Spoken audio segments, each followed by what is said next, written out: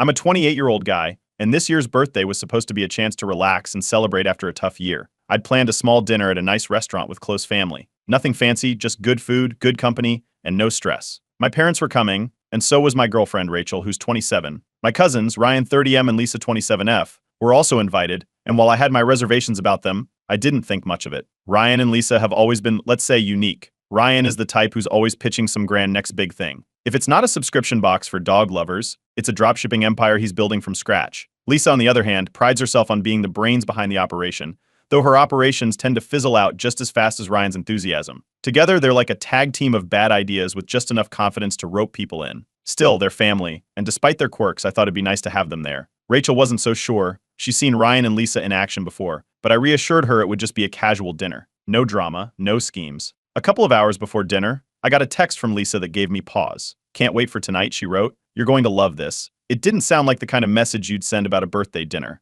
Rachel raised an eyebrow when I showed her, but I shrugged it off. Maybe she was just excited about the food. We arrived at the restaurant on time, me, Rachel, and my parents. The place was exactly what I'd hoped for, cozy, not too crowded, and with a great view of the city skyline. I was already starting to relax when I noticed Ryan and Lisa weren't there yet. Typical. They've always had a knack for making an entrance. Sure enough, about 15 minutes later, they arrived. Ryan was lugging a laptop bag, and Lisa had what looked like a presentation binder under her arm. They were dressed a little too formally for the occasion, like they were heading to a business meeting instead of a family dinner. Rachel and I exchanged a look, but we didn't say anything. After they sat down and the waiter took our drink orders, things seemed to settle. We made small talk, caught up on family news, and ordered appetizers. For a while, it felt like the evening might actually go smoothly. Then Ryan started talking about exciting opportunities and how he'd never been more confident about a project. I felt my stomach sink. Ryan has a way of turning any conversation into a pitch, but I'd hoped he'd have the decency to leave it at the door for my birthday. He didn't. Once the appetizers arrived, Ryan and Lisa launched into their presentation. They weren't even subtle about it. Ryan pulled out his laptop, opened a PowerPoint, and started talking about a new skincare line they were launching. Lisa chimed in, calling it a groundbreaking opportunity and saying they were looking for investors to get in on the ground floor. It was like watching a poorly rehearsed infomercial. My parents tried to steer the conversation back to something more appropriate, but Ryan wasn't having it. He talked over them, showing slides of market trends and projected earnings. Lisa handed out sample-sized jars of some generic-looking cream, calling it their flagship product. Rachel leaned over and whispered, "Is this really happening?" I didn't know what to say. I was too stunned to react. Ryan and Lisa were hijacking my birthday dinner for their latest scheme, and they didn't even seem to realize, or care, how uncomfortable everyone else was. The kicker came when Lisa casually mentioned that they thought I'd be a perfect investor. "You've got solid finances," she said, giving me this knowing look. It was such a blatant breach of privacy that I almost lost it right there. How did she even know about my finances? Had she been snooping around? It was clear they'd planned this whole thing right down to targeting me and Rachel. Rachel, who's usually pretty mild-mannered, was the first to push back. She pointed out how inappropriate it was to bring this up during a family dinner, especially one meant to celebrate someone else. That led to a tense standoff, with Ryan insisting he was just trying to share an amazing opportunity and Lisa playing the victim, claiming they were being attacked for being ambitious. By then, the mood was completely ruined. My parents looked mortified, the waiter was hovering awkwardly near our table, and the other guests were doing their best to pretend they weren't eavesdropping. I should have blown up at them right then and there, but I held back. Instead, I decided that if Ryan and Lisa wanted to turn my birthday into a spectacle, I'd give them one they wouldn't forget. I didn't know exactly how yet, but one thing was clear: they weren't getting away with this. As the waiter brought out the main course, I started mentally piecing together everything I knew about Ryan and Lisa. If they wanted drama, they were about to get it. Update 1. As Ryan droned on about revolutionizing the skincare industry, I decided enough was enough. I interrupted him mid-slide, cutting through his monologue with a sarcastic, "Wow, Ryan. How many times is this now? Fourth? Fifth? I've lost track of your million-dollar ideas." The room went silent. Ryan froze, staring at me like I'd just slapped him. Lisa shot me a look, but I kept going. I wasn't about to let them steamroll my birthday dinner with their nonsense. "Remember the subscription box for dogs?" I asked, leaning back in my chair. "Or was it the luxury phone cases? Oh wait, I'm forgetting the cryptocurrency thing." Ryan shifted uncomfortably in his seat, clearly caught off guard. Lisa jumped in, trying to deflect. She smiled and said something about how not everyone understands ambition, but I wasn't letting her off that easy. I turned my attention back to Ryan. "You know what's ambitious?" I said, keeping my tone light. "Racking up $20,000 in credit card debt while planning a wedding." That landed like a bomb. Ryan's fiancée, sitting at the far end of the table, immediately looked at him. Her face went pale. My parents exchanged shocked glances and the other guests suddenly looked very interested in their food. Ryan tried to laugh it off, claiming I was exaggerating, but I wasn't done. "Exaggerating?" I asked. "You told me yourself you're on your third balance transfer card. Should I pull up the texts?" I pulled out my phone for dramatic effect, but I didn't actually need to show anything. The damage was done. Lisa, sensing the room turning against them, went into defense mode. She started saying how I was being unsupportive and how family should lift each other up, not tear each other down. That's when I turned my focus on her. Support? I said, raising an eyebrow. You mean like how you supported your career by faking a degree? Lisa's jaw dropped. Her face turned bright red, and she sputtered out a denial, but I didn't let her finish. It's funny, I continued. You told everyone you graduated from state, but it's weird how you weren't listed in the alumni directory. And wasn't it your old roommate who mentioned you left school early? Something about failing your finals? My parents, who had been trying to stay neutral, couldn't hold back anymore. My mom, clearly horrified, asked Lisa if it was true. Lisa stumbled over her words, trying to explain it away as a misunderstanding, but her credibility was shot. The other guests were whispering among themselves now, some looking uncomfortable, others visibly entertained by the drama. Ryan, in a desperate attempt to shift the blame, threw Lisa under the bus. This wasn't even my idea, he said. Lisa's the one who wanted to pitch the skincare line. She said it'd be perfect for this dinner. Lisa turned on Ryan instantly, accusing him of dragging her into the pitch. The two of them started bickering, completely ignoring the rest of us. It was like watching a car crash in slow motion. When they finally paused for breath, I decided to deliver the final blow. Since we're all here, I said, let's talk about this skincare line. Did you know it's tied to one of the biggest MLM scams out there? You're not building a business, you're signing people up for a pyramid scheme. Lisa started crying, claiming she didn't know, but Ryan wasn't even trying to deny it. He just glared at me, his face red with anger. You always have to ruin everything, he snapped before grabbing his laptop and storming out of the restaurant. Lisa stayed behind, sobbing into her hands. My parents tried to console her, but their frustration was obvious. My mom told her she had no right to disrespect the dinner like that, and my dad said they needed to take responsibility for their actions. Luke, who had been quiet through most of this, leaned over and said, I think that's game, set match. He had this small, proud smile that almost made me laugh. After a while, Lisa managed to pull herself together enough to leave, muttering something about how she never wanted to see me again. The rest of the table sat in stunned silence for a few minutes before my mom broke the tension by calling for the check. As we got ready to leave, a few family members came up to me, quietly saying they thought I'd done the right thing. Others avoided me altogether, clearly uncomfortable with how everything had played out.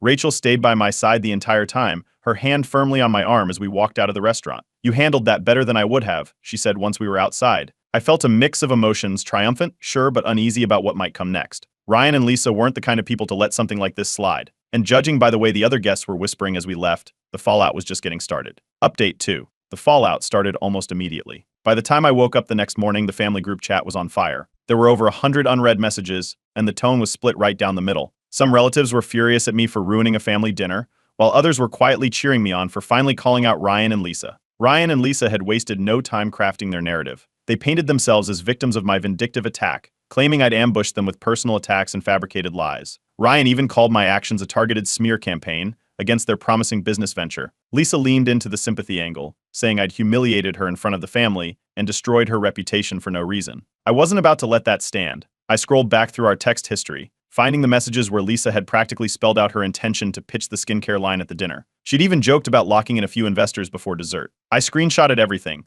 along with some of Ryan's messages about the big reveal they had planned. Then, with Luke's help, I drafted a calm but firm response for the group chat. In my message, I laid everything out. I explained how Ryan and Lisa had hijacked my birthday dinner for their MLM pitch, and how their behavior had disrespected not just me, but everyone at the table. I included the screenshots as proof that their pitch was premeditated and not the spur-of-the-moment idea they were now claiming. I ended by saying I had no regrets about calling them out, but I wouldn't be engaging in further back-and-forth drama. The group chat exploded again. Some relatives immediately switched sides, realizing Ryan and Lisa had been lying. Others doubled down on defending them, insisting I'd taken things too far by airing personal details like Ryan's debt and Lisa's fake degree. It was chaos, but I couldn't bring myself to care much. I'd said my piece, and I had the receipts to back it up. Later that day, Ryan's fiancée reached out to me privately. She thanked me for exposing his financial situation, saying she'd had no idea how bad things were. Apparently, Ryan had been hiding his debt from her, and my revelations had forced him to come clean. She didn't give me all the details, but it sounded like their engagement was on shaky ground. Meanwhile, Lisa's situation was spiraling even faster. Word of her fake degree had somehow reached her employer, and they'd launched an internal investigation. I hadn't told anyone outside the family, but it wasn't hard to guess who might have tipped them off. Our relatives aren't exactly known for their discretion, especially when there's juicy gossip involved. My parents, caught in the middle of the chaos, tried to play peacemakers. They suggested a family meeting to clear the air and asked if I'd be willing to attend. I agreed, but only on the condition that there would be no ambushes or pitches. Ryan and Lisa were invited too, but they refused, claiming they felt unsafe being around me after my attacks. Their refusal didn't stop Lisa from escalating things. A few days later, she accused me of hacking into her emails to uncover the truth about her degree. She even threatened legal action if I didn't apologize publicly. I didn't take the bait. Instead, I calmly explained in the group chat that I'd learned about her fake credentials from a mutual acquaintance, her former roommate. Once again, I had proof to back it up. By this point, more family members were starting to side with me. They shared their own stories about Ryan and Lisa's shady behavior over the years, from unpaid loans to sketchy business dealings. One cousin even admitted they'd been roped into an earlier MLM scheme and lost a significant amount of money because of Ryan's pressure tactics. Not everyone was on my side, though. My aunt, Ryan and Lisa's mom, issued an ultimatum: apologize or be cut off from the family. She accused me of tearing the family apart and said my actions were beyond unforgivable. I didn't respond directly to her message, but I made it clear in the group chat that I wouldn't be apologizing. I wasn't the one who disrespected the family. Ryan and Lisa had done that all on their own. The days that followed were a whirlwind of drama. My inbox was flooded with messages from distant relatives weighing in on the situation, some offering support, others demanding I back down. Through it all, Luke stood by me, helping me navigate the mess and reminding me that I'd done the right thing. By the end of the week, it was clear the family was more divided than ever. Some relationships were strained beyond repair, while others were unexpectedly strengthened. As for Ryan and Lisa, they seemed to be lying low for now, but I had a feeling this wasn't the last I'd hear from them. Update 3. A few days after the chaos in the group chat, I got an email that made me pause. It was from a lawyer representing Ryan, claiming I'd defamed him and demanding I cease spreading false and harmful information. The letter threatened legal action if I didn't issue a public apology and retract my statements. It was ridiculous, but it was clear Ryan was desperate to regain control of the narrative. Luckily, Luke has a friend who's a lawyer. We forwarded the email to him, and he assured me that Ryan didn't have a leg to stand on. I hadn't said anything false or unprovable, and everything I shared had receipts to back it up. The lawyer drafted a response, firmly refuting Ryan's claims and warning him that if he pursued legal action, it would only expose more of his skeletons. Meanwhile, my parents were determined to fix the fractured family dynamics. They pushed for another family meeting, saying everyone needed to sit down and talk things out. I wasn't thrilled about it, but I agreed as long as it wasn't another ambush. Ryan and Lisa were invited again, but this time Ryan showed up with a chip on his shoulder and new allegations. He accused me of sabotaging his business contacts by spreading lies about the skincare line. Apparently, word had gotten out that the company was tied to an MLM scam, and it was scaring off potential investors. He claimed I'd deliberately destroyed his chances of launching the business. I stayed calm, pulling up screenshots of public reviews and news articles about the company's shady practices. I didn't ruin your business, I told him. You chose to work with a scam, and people figured it out on their own. Even my parents couldn't argue with that. Ryan's fiancée, however, was the real wild card in all of this. She'd stayed relatively quiet since the dinner, but during the meeting, she dropped a bombshell in the group chat. She confirmed that Ryan had lied about his finances and that their engagement was on hold until he got his act together. She even thanked me for forcing him to confront the truth, saying it might be the wake-up call he needed. Lisa's situation wasn't looking much better. The investigation into her fake degree was moving quickly, and word came down that she'd been suspended from her job. It wasn't a termination yet, but it was clear her employer wasn't taking the accusations lightly. Lisa's mom, my aunt, was furious at me, claiming I'd destroyed Lisa's career. She conveniently ignored the fact that Lisa's lies had been the real problem.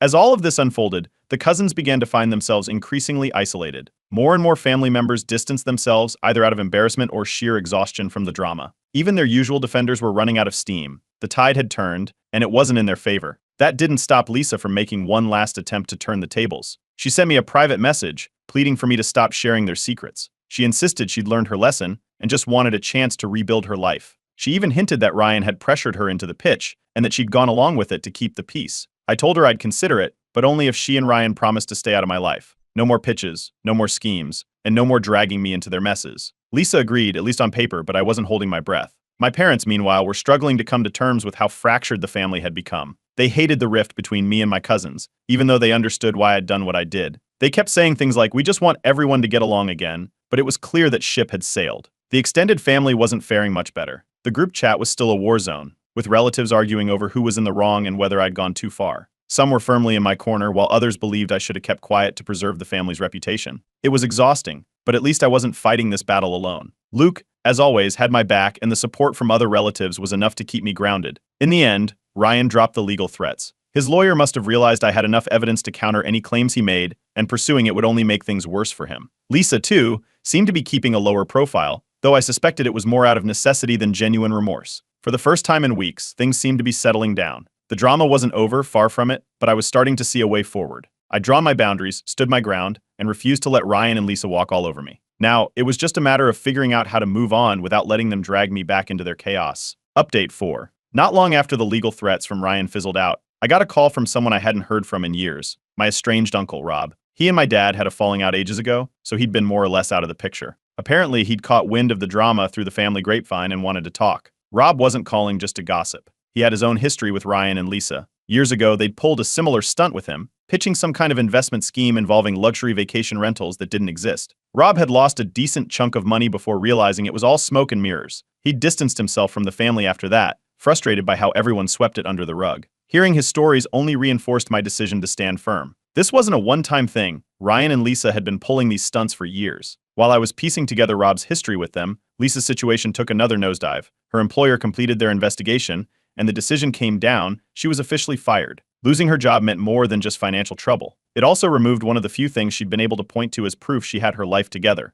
Rumors started swirling that she was blaming everyone but herself, with some family members even saying she planned to sue her former employer for wrongful termination. Ryan wasn't faring much better. Word got out that his fiancée had called off their engagement. Apparently, discovering the full extent of his financial mess had been the last straw. The rumors were everywhere, though I stayed out of it as much as possible. It wasn't hard to imagine why she'd decided to walk away. Amid all this chaos, the family group chat somehow managed to become even messier. One of my cousins leaked screenshots of private messages Ryan and Lisa had been sending about me. They were angry, insulting, and filled with lies about how I'd orchestrated a smear campaign to ruin their lives. The leaked messages didn't win them any sympathy, though. If anything, it made more relatives start to distance themselves from the cousins. My parents finally made a choice. After weeks of trying to stay neutral, they told me they were siding with me. They'd reached their limit with Ryan and Lisa's antics and decided to cut contact with them, at least for now. I didn't ask them to do that, but it felt like a weight off my shoulders knowing they were in my corner. Ryan and Lisa, predictably, weren't ready to give up. They sent me another message, this time demanding I clear their name and threatening more legal action if I didn't. I decided it was time to put everything out in the open. I wrote a long, detailed account of the entire situation, starting from the dinner and ending with the legal threats. I included every piece of evidence I had, screenshots, texts, everything. Then, I posted it all in the family group chat. The reaction was immediate. Some relatives were shocked by how much proof I had, while others started privately reaching out to apologize for doubting me. Even distant relatives I hadn't spoken to in years sent messages of support, saying they admired how I'd stood my ground. A few of them even shared their own stories about Ryan and Lisa's past behavior, painting an even clearer picture of their long history of manipulation.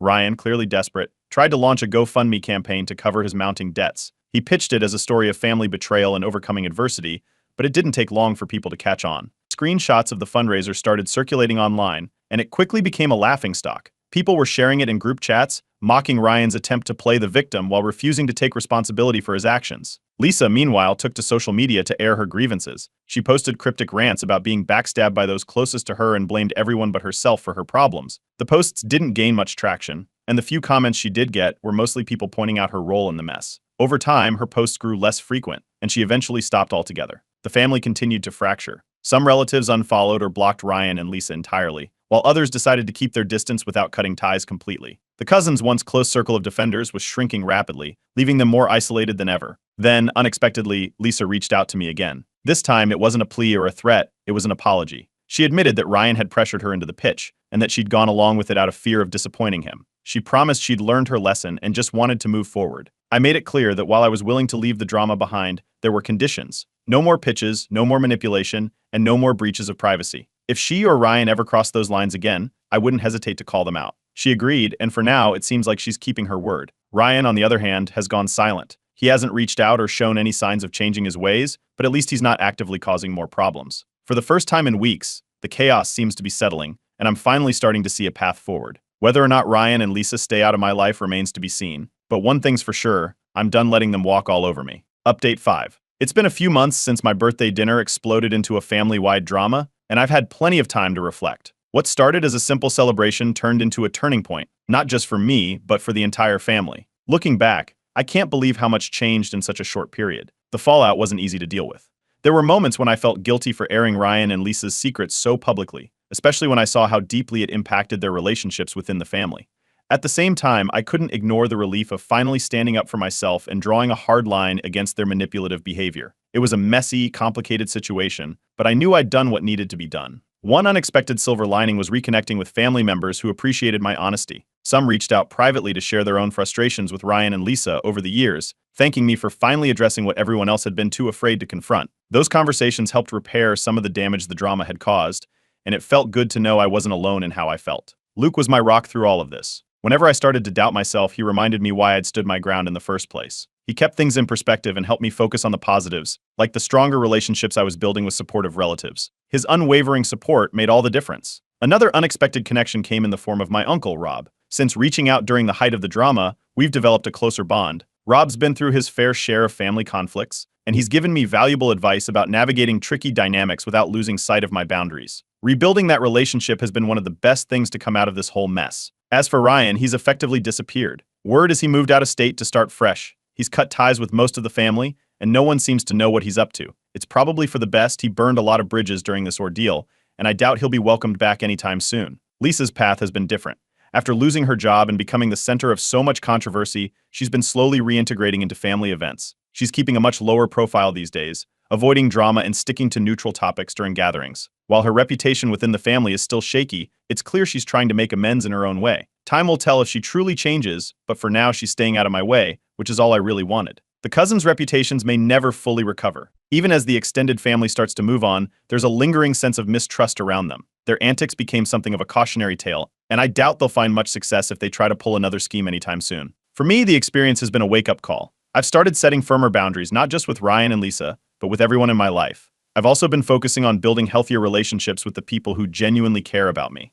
My next birthday won't be a repeat of this year's fiasco, that much is certain. I'm already planning a smaller, more intimate celebration with a trusted group of friends and family. No laptops, no pitches, just good food and good company. I've also started therapy to process everything that happened. The family drama took a toll, and I realized I needed help to fully move past it. Therapy has been a game changer, helping me let go of lingering resentment and focus on building a more peaceful future. It's not just about healing from this specific event, it's about creating a stronger foundation for myself moving forward. My parents have been incredibly supportive throughout all of this. After initially trying to stay neutral, they've become more vocal about standing up to manipulative relatives. Their backing has been a huge comfort, and it's brought us closer as a family. Knowing they're in my corner makes dealing with the occasional family tension a lot easier. On the internet, Ryan and Lisa's antics haven't been forgotten. Their GoFundMe debacle and Lisa's social media meltdowns became a source of entertainment for some, but also a cautionary tale for others. While the online chatter has mostly died down, traces of their behavior still linger in certain circles.